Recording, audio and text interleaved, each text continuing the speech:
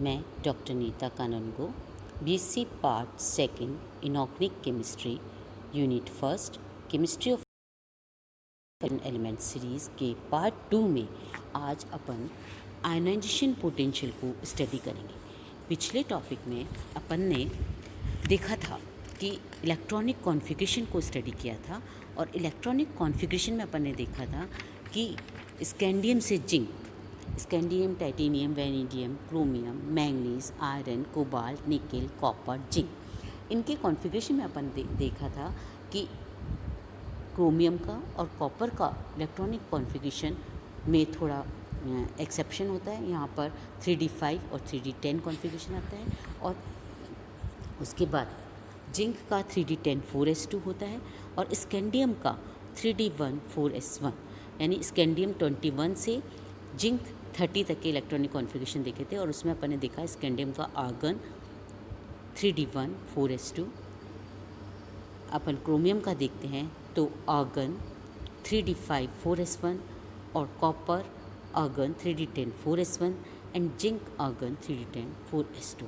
ये कॉन्फ़िगरेशन अपने को बहुत ध्यान रखना है, इसलिए ध्यान रखना है कि कॉन्फ़िगरेशन के बेस पे ही अपन आईपी को जब अपन करते तो कई जगह हमें आयनाइजेशन पोटेंशियल, आयनन विभव जो है उसके बारे में पढ़ते हैं। इनऑर्गेनिक केमिस्ट्री में अपन जब भी बात करते हैं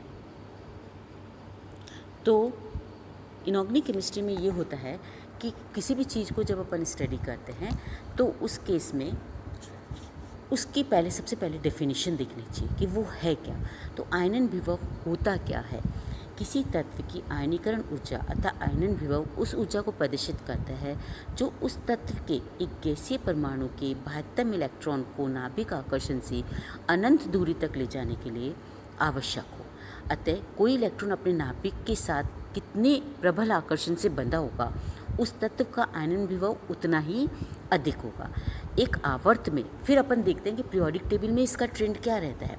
तो एक आवर्त में जब हम बाएं से दाएं जाते हैं तो तत्वों के आकार में कमी आती है।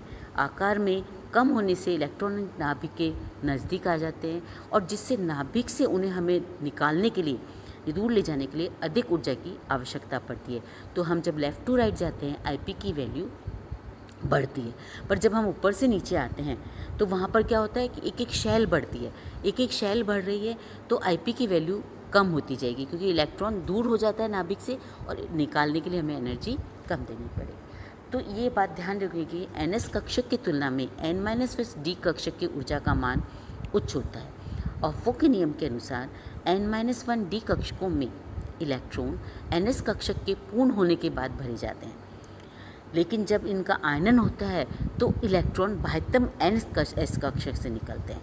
अतः ये स्थिति के अनुसार डी कक्षक में से नहीं निकलते। तो डी ब्लॉक के तत्वों के आयनन विभव का मान पर्याप्त उच्च होता है क्योंकि वो पहले ही दूर होता है और बाएं से दाएं जाने पर बढ़ते हैं। डी ब्लॉक की प्रथम श्रेणी के तत्वों की तथा उनके समीपस्थ एस व पी ब्लॉक के तत्वों के प्रथम द्वितीय श्रेणी को अपन देखते हैं तो आयनन विभव अलग अलग दिए गए हैं। यहाँ पर जब अपन देखेंगे स्कैंडियम से जिंक का अपन ने देख लिया कि आईपी की वैल्यू इंक्रीज़ होती है ड्यू टू स्क्रीनिंग इफेक्ट। ये इंक्रीज़ विशेष अंतर नहीं आता। तो उपयुक्त अपन टेबल को अपन देखते हैं तो यहाँ पर हमें 2 एक्सेप्शन मिलते हैं। इससे पहले एक्सेप्शन से पहले हम देखेंगे तत्वों के प्रथम आयनन विभव के मान। पहला, एस ब्लॉक के कैल्शियम व पी ब्लॉक के गैलियम दोनों से अधिक होता है। दूसरा पॉइंट, स्कैंडियम से जिंक दाने तक क्रमश बढ़ते जा रहे हैं लेकिन इनके मानों में कोई विशेष अंतर नहीं होता है। इसका कारण यह है कि परमाणु संख्या बढ़ने के साथ साथ इनका नाभिकीय आवेश भी बढ़ रहा है जिसकी वजह से आयनन विभव के मान में वृद्धि होती जाती है। लेकिन साथ ही भीतर के डी इलेक्ट्रॉन के स्क्रीनिंग विभाग के कारण नाभिक आवेश में वृद्धि का प्रभाव नष्ट हो जाता है जिससे इनके मानों में विशेष अंतर नहीं आता। इसी प्रकार दूसरे आयनन का मान अर्थात एक धनावेशित आयन में से एक इलेक्ट्रॉन को अनंत दूरी तक ले जाने के लिए आवश्यक ऊर्जा का मान भी क्रमश स्कैंडियम से जिंक तक जाने पे बढ़ता जाता है, लेकिन इसके कुछ अपवाद हैं। पहला कि क्रोमियम के द्वितीय आयनन विभव का मान वैनेडियम और मैग्नीशियम दोनों से अधिक है। दूसरा, कॉपर के द्वितीय आयनन विभव का मान निकेल व जिंक दोनों से ज़्यादा है। इन दोनों अपवादों का कारण समान है। आधे भरे हुए हाफ फिल्ड एंड पूर्ण भरे हुए फुल फिल्ड कक्षकों का स्थायित्व। जैसे कि अपन कॉन्फ़िगरेशन देखते हैं तो क्रोमियम का 3d5 4s1 है, तो 3d5 4s1 में S1 वाला इलेक्ट्रॉन आसानी से निकल जाएगा, पर 3d5 का एक इलेक्ट्रॉन निकालने में हमें ज़्यादा एनर्जी देनी पड़ेगी। सेम ऐसे ही कॉपर के 3d10 में से हमें इलेक्ट्रॉन निकालने के लिए ज़्यादा एनर्जी देनी पड़ेगी, क्योंकि इन दोनों ऑर्बिटलों का स्थायित्व ज़्यादा हो जाता है।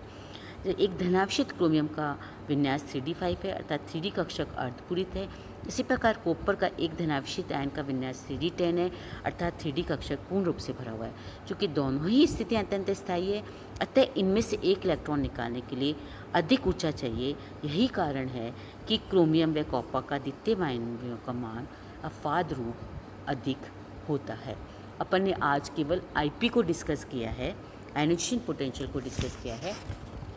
अपन नेक्स्ट टर्न पर दूसरे टॉपिक को डिस्कस करेंगे। Thank you.